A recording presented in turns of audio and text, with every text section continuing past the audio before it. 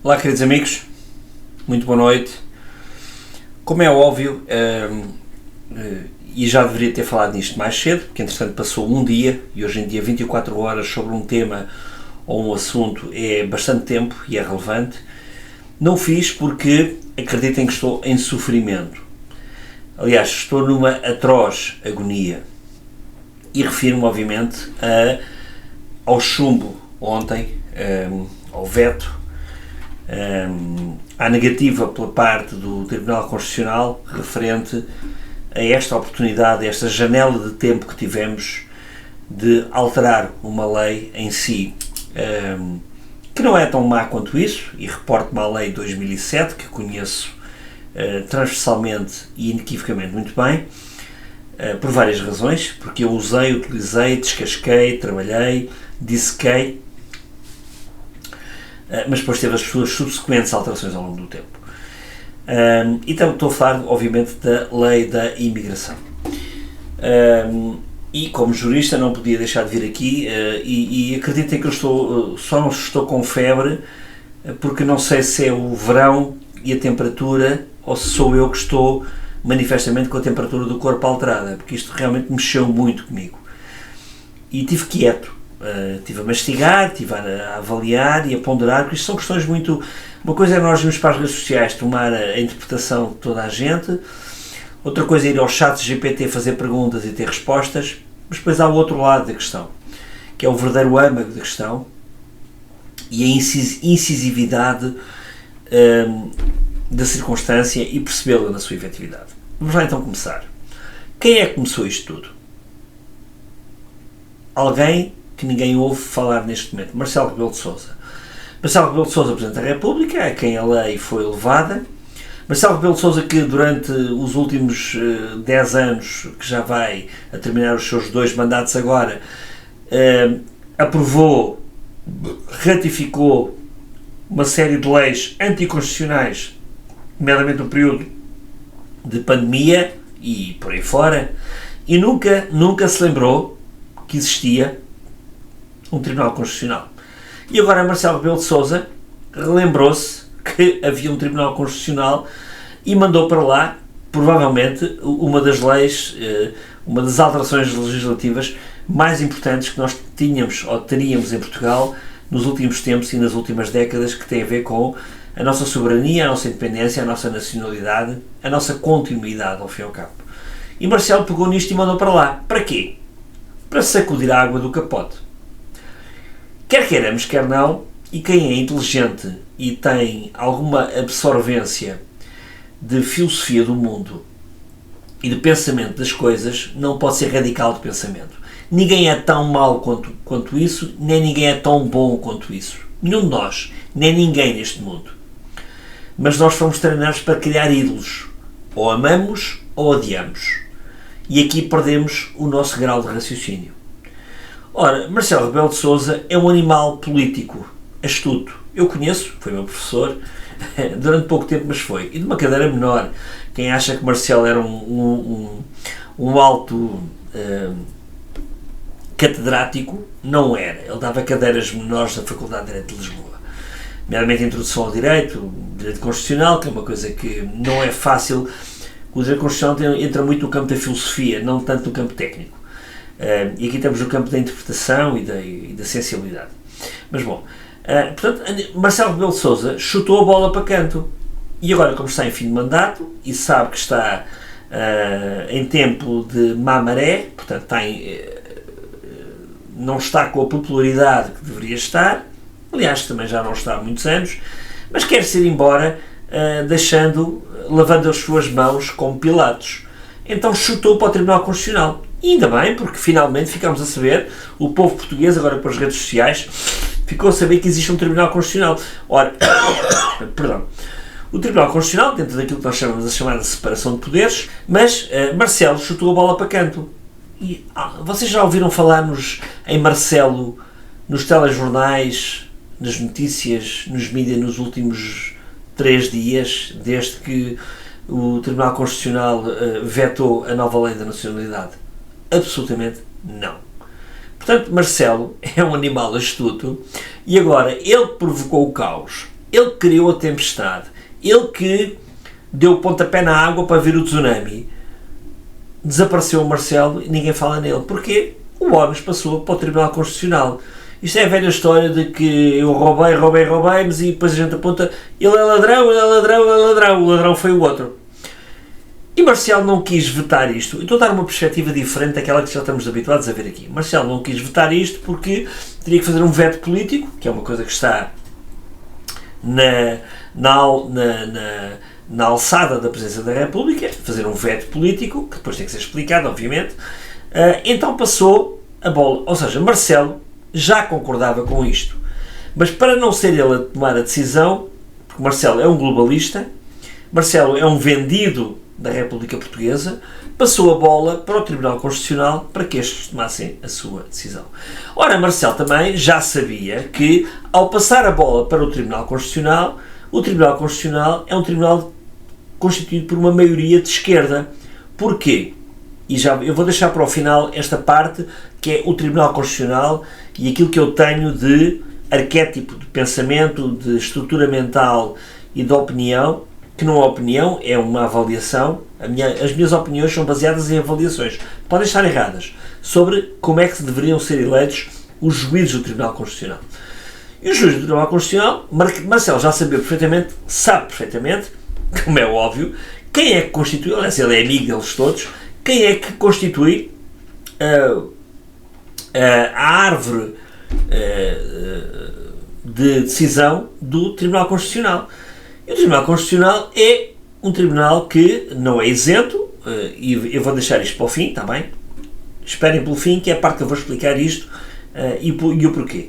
Senão levaria agora tempo, mudaria aqui de assunto e teria aqui 2 temas, daria para 2 vídeos, eu quero resumir só num.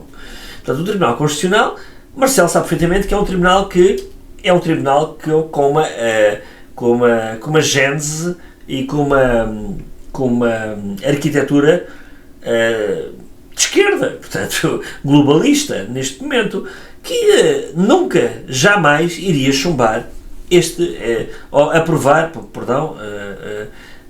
deixar passar em fase de apreciação preventiva. Aliás, já agora, o Marcelo poderia ter aprovado esta lei, ir para o Tribunal Constitucional, devolvê-la à Assembleia da República aprovada, se concordasse com ela, e depois, em fase sucessiva é depois da lei ser aprovada, o Tribunal Constitucional chamar a si a sua inconstitucionalidade.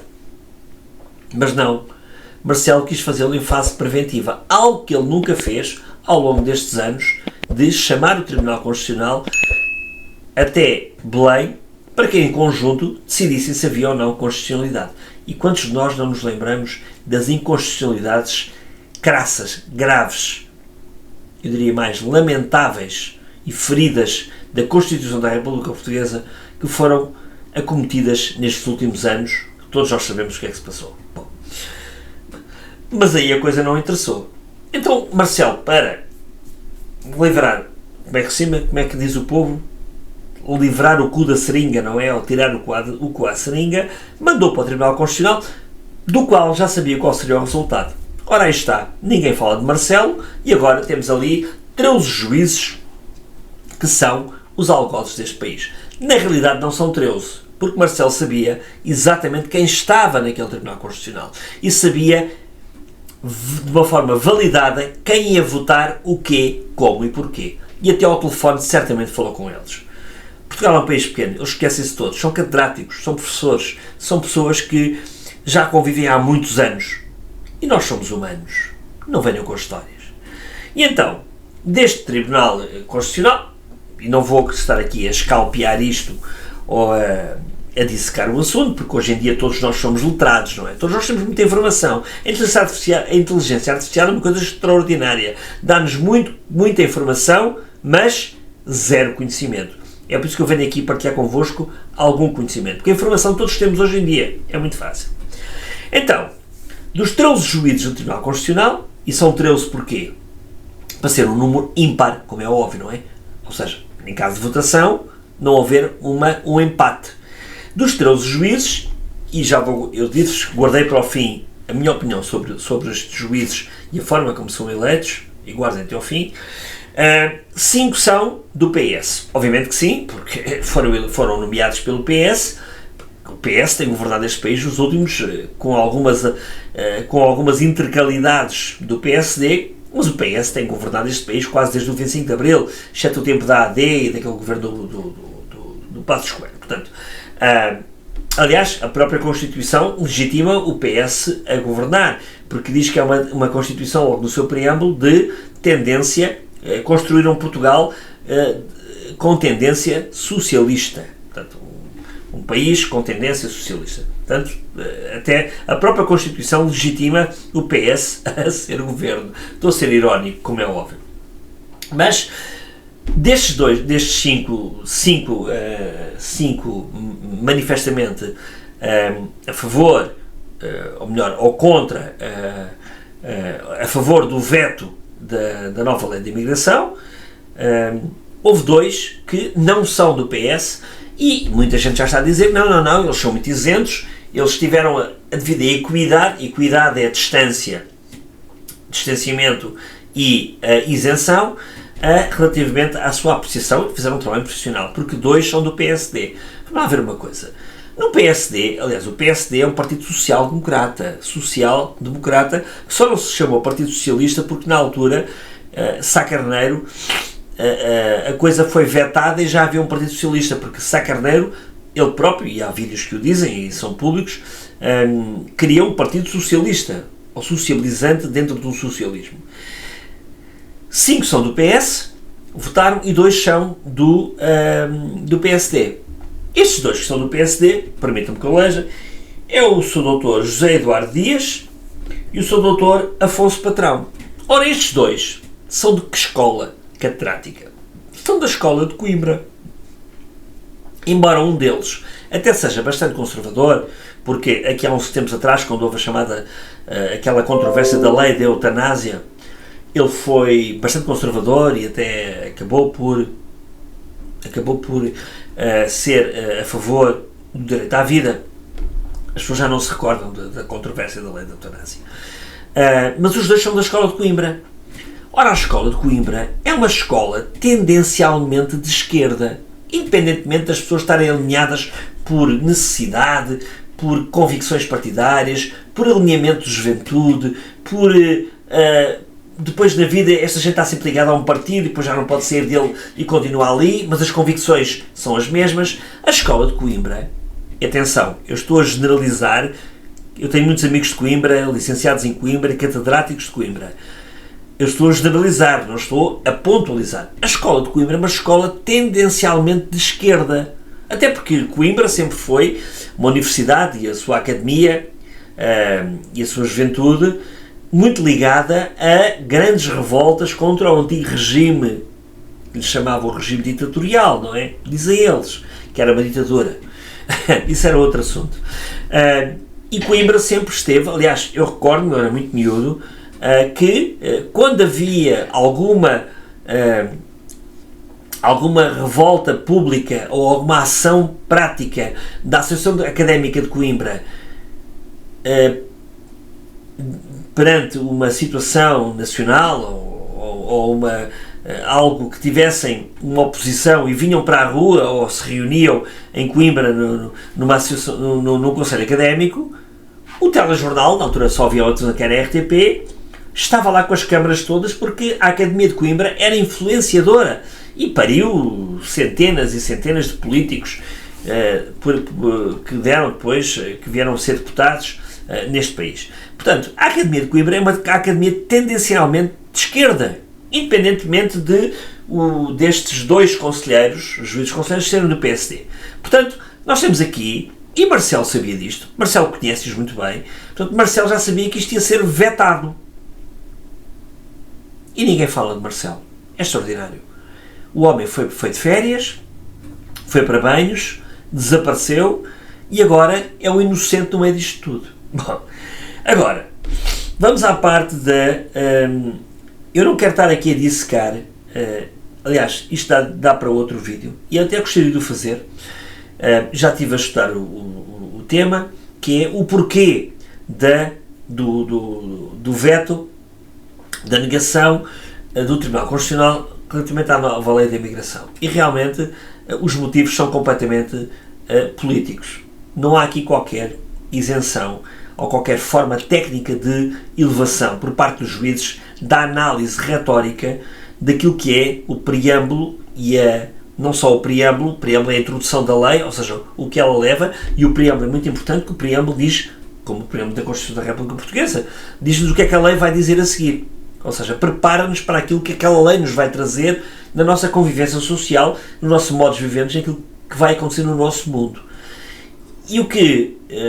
estou-vos a partilhar convosco um pensamento jurista para que o senso comum entenda como as coisas acontecem. E o que acontece aqui é que os juízes do Tribunal Constitucional estiveram-se perfeitamente a borrifar para isso. Porquê? Porque, em termos de inconstitucionalidade, ela pode acontecer de forma material ou de forma formal. E o que aconteceu aqui foi de forma apenas filosófica, nada mais. Vou-vos dar só apenas um pequeno exemplo para não estarmos aqui a ser exaustivos e exaurir isto. Senão seria um vídeo de muitas horas. Um dos argumentos que o Tribunal Constitucional diz que os juízes que exercem o direito de veto é que refere-se, por exemplo, àquilo que já todos lemos, o reagrupamento familiar. Ora, o que é o reagrupamento familiar? É as pessoas terem o direito de trazer as suas famílias para Portugal ao fim de X anos, ascendentes diretos e, portanto, diretos e ascendentes e descendentes. Diretos ascendentes e diretos descendentes. Ora, esta lei não vinha proibir isso, de maneira nenhuma. O que esta lei vinha dizer é que aumentava para 3 vezes o tempo em que isso pudesse acontecer. Para quê? Para desincentivar a imigração que está a acontecer para Portugal, que é uma imigração completamente negativa, em que não há contributo nenhum para o país. Temos 1,5 milhão de imigrantes e 400 mil que estão a trabalhar, ou 300 mil, ou se calhar nem isso, que nada contribui para o país e vem para aqui para obter documentos. Nós estamos num estado de emergência, ou quase um estado de sítio. Era isto que esta lei queria fazer, proteger isto. E o Tribunal Constitucional, os senhores juízes socialistas neste caso, perdoem, mas é verdade, vieram dizer que não, isso é uma imaterialidade da lei que não é comportável dentro do preâmbulo da Constituição. Errado. Porquê? Porque o que o preâmbulo da Constituição diz é que isto é um direito fundamental. Muito bem, ou não, perdão, não é um direito fundamental, é um direito que está previsto na Constituição. Ora, se está previsto, não pode ser alterado. Pode. Ele continua lá, só que foi alterado em termos de tempo, na sua longevidade e da sua consideração de legalização para a sua aplicabilidade. Ora, isto não é um ato de juiz, isto é um ato político.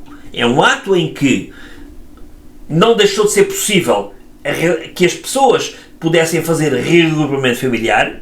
O que ficou definido é que, no futuro, esse reagrupamento familiar não seria de X tempo, mas de Y tempo. Neste caso, 3 vezes mais. Para quê? Como já referi, para desincentivar as pessoas a usarem Portugal como porta de entrada para o mundo e como passaporte fácil e fácil cidadania. É tão claro quanto isto. Estou a dar aqui um pequeno exemplo. Depois vem com a história da retroatividade da lei. Direitos adquiridos são direitos que não são perdidos. Isso é outra confusão que está a acontecer aí e que muita gente anda para aí a falar, mas poderíamos falar sobre isso noutra altura. Portanto, os juízes não decidiram sobre a Constituição, decidiram sobre a sua filosofia e a sua identidade de vida em termos de consideração do seu mundo político. Bom, creio que sobre isto não há dúvidas e não pode haver dúvidas sobre isto. Agora, vamos à parte do juiz do Tribunal Constitucional e vamos à parte da separação de poderes, para terminar este vídeo que já vai longo. Não há na realidade separação de poderes e ainda bem que aconteceu este fenómeno recente desta discussão pública e obrigado redes sociais por nos pôr toda a gente que não entende e não está preparada para este assunto a pensar, porque é assim que o povo evolui. É quando aqueles que não estão preparados para pensar sobre uma matéria são levados a absorver, a interiorizar e a acompanhar, no mínimo acompanhar essa matéria. Isto é extraordinário. Portanto, muito obrigado redes sociais e obrigado admirável mundo novo. Não o do Toffoli, não é? Que esse aí é outro, mas pronto. O que aconteceu é que, ou melhor, a minha perspectiva, e agora vou dar aqui a minha opinião sobre isto, não é minha, é de vários colegas também, que há muito tempo discutimos sobre o assunto. Não há na realidade uma isenção, uma isenção de poderes em Portugal. Ou seja, o poder político, judicial e administrativo praticamente não existe em Portugal. E tivemos agora a prova disso, porque um tribunal constitucional decidiu sobre uma ênfase de uma filosofia política, sobre as suas intenções. Porque os homens, os juízes também são homens e mulheres que também pensam, também têm as suas assintosidades e os seus pensamentos e a sua forma de ver o mundo. Agora, isto deveria ser feito de forma isenta. É como um polícia. Um polícia, quando me aborda na rua, até me pode querer perdoar uma multa. Mas não a perdoa porque não pode deixar de cumprir aquilo que é a lei. Ainda que a lei esteja errada. Mas o polícia, no exercício da sua farda, e o juiz, neste caso, no exercício da sua toga, não pode deixar escapar aquilo que é o fundamento do exercício da sua função. E o exercício da sua função não é interpretar a Constituição e a lei de forma arbitrária, de acordo com a sua nuance filosófica de pensamento do mundo. Não pode acontecer. E aconteceu. E é fácil de provar e validar que isto aconteceu. Aliás, tanto aconteceu que aconteceu aqui uma coisa inédita. Desculpem a redundância do aconteceu. Pela primeira vez, o vice-presidente do Tribunal Constitucional, o juiz conselheiro Gonçalo Almeida Ribeiro, não só não veio apenas dizer o resultado da votação, como deu um manifesto sobre a mesma, pessoal, em que diz que aquela votação não tinha a ver diretamente com uma apreciação material ou formal da lei, mas com uma intenção política por parte da interpretação daqueles que o fizeram, que são os juízes conselheiros. Portanto, isto abriu aqui um precedente enorme, nunca tal tinha acontecido a nível do Tribunal Constitucional, e vamos ver o que é que isto irá dar no futuro, mas abrimos aqui uma janela, uma caixa de Pandora, diria eu. Agora, vamos aqui à parte em que para terminar, e vou terminar já, não posso deixar de dar a minha opinião, onde é que eu digo que não há separação de poderes entre político e, neste caso, judicial. Porque o judicial está a fazer o papel de legislativo. Vamos lá ver uma coisa. O Tribunal Constitucional não pode dar opiniões, como aliás o deu, e deu quem ler o acórdão, estão lá opiniões, sobre ilegalidades. Ou melhor, não pode dar opiniões sobre questões sociais da vida portuguesa. Tem que dar fundamentos sobre legalidade ou ilegalidade. Neste caso, não chamamos de ilegal, nós juristas separamos o legal do constitucional. Portanto, sobre constitucionalidade ou inconstitucionalidade. E não foi isso que fez. Deu uma opinião social e validou-a. Eu, na minha opinião, agora, reflitam comigo. O Tribunal Constitucional é eleito, tem 13 membros, que tem um cargo que tem a durabilidade de 9 anos, e são 10 deles eleitos pela Assembleia da República, ou seja, pelos países mais votados na Assembleia da República, portanto, maioria e oposição, governo e oposição, que todos sabemos o que é que foi nos últimos anos, esquerda, e 3 são cooptados. Cooptados quer dizer que são eleitos à margem das normas, daquilo que é regulamentar. Portanto, são escolhidos pelos outros pares. Estes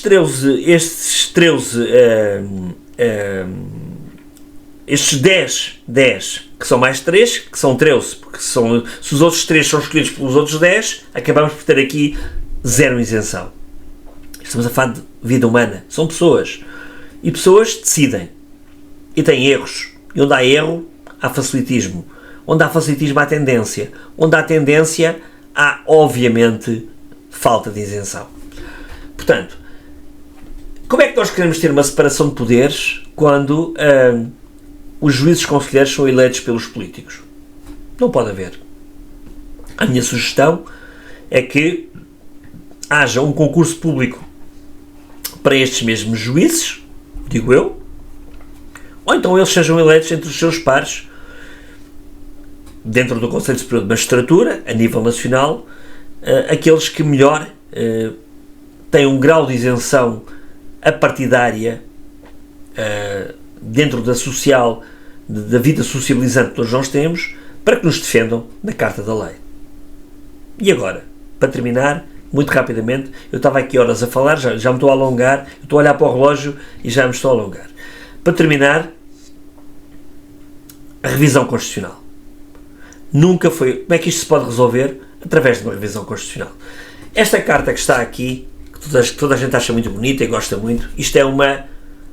Vou dizer aqui uma merda. Isto é uma merda. Isto é uma carta que... Isto, na realidade, permite aos juízes serem quase políticos e quase serem legisladores. A Carta... a Constituição da Assembleia da República... a Carta Magna de um país, ou seja, aquilo que... deve ser uma carta de orientação. Deve defender coisas como o direito à vida, direito à liberdade, direito à saúde, direito ao respeito, o direito de propriedade, assim, coisas fundamentais que depois, politicamente, nós, povo, numa democracia, quando elegemos os governos e as maiorias ou minorias numa Assembleia da República, irão decidir como adaptar, ou seja, não fugindo àquelas regras fundamentais da Carta-Mãe, que são poucas ou pouquíssimas, adaptar essa realidade ao mundo em que nós estamos a viver. Nós neste momento estamos a viver uma Carta-Mãe, esta que está aqui, que foi redigida por homens que já morreram, alguns deles, que já cá não estão, e nós somos obrigados a viver com isto. Claro que neste momento em Portugal não pode ser alterada a Constituição, porque tem que ser com a maioria de 2/3, ou seja, cerca de 154 deputados. Chega e PSD não tem votos suficientes para isso, e se forem negociar com a IEL, também creio que teremos de fazer cedências muito feias, ou com o PS teremos de fazer cedências ainda mais feias, portanto não temos essa oportunidade ainda. Seriam negociações muito... Eu não gostaria de lá estar, digo já, nessas negociações, mas o que é certo é que este manifesto que está aqui permite que o Tribunal Constitucional haja como um ator político e não um ator meramente fiscalizador, interpretativo, dentro do enquadramento que é aquilo que é a lei, que é cega. Ou seja, a lei, quando virem aquelas imagens daquelas, a lei é cega, não vê. E o nosso magistério supremo da lei, neste caso, não foi cego e tomou uma decisão que é controversa, que é perigosa e que era quase que um estado de emergência que Portugal necessitava para nos salvarmos de muita coisa que vai acontecer pela frente. O que vai acontecer com isto é que a manifestação de interesse vai continuar, a lei de 2007, naquilo que era a elevação da sua alteração, vai continuar, e podia escalpear aqui isso e falar sobre o assunto, nomeadamente sobre, enfim, o que lá estava em termos de que são as suas alterações substanciais, mas não vai acontecer. E vai acontecer que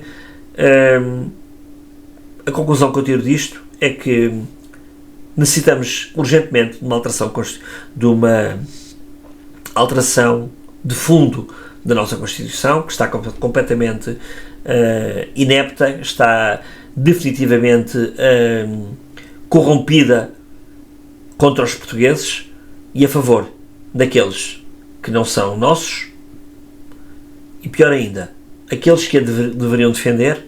Esta carta não estão a nosso favor e tivemos essa prova há 2 dias atrás. Foi a minha opinião, muito haveria a falar sobre isto, mas perdoem aqui alguma falta de ligeireza, mas quis esclarecer de forma distinta o que aconteceu nestes últimos dias e dar a minha opinião como jurista, porque, acreditem, senti-me muito ofendido com tudo isto e ainda me estou a sentir. Senti-me quase violado pelo meu próprio Estado e violado pela minha própria Constituição. Um abraço a todos, muito boa noite. Se acharem que esta informação é importante, eu sei que ninguém vai ver vídeos de 30 minutos, mas partilhem com outros para termos um Portugal mais desperto. É só essa a minha intenção. Um abraço a todos, muito boa noite.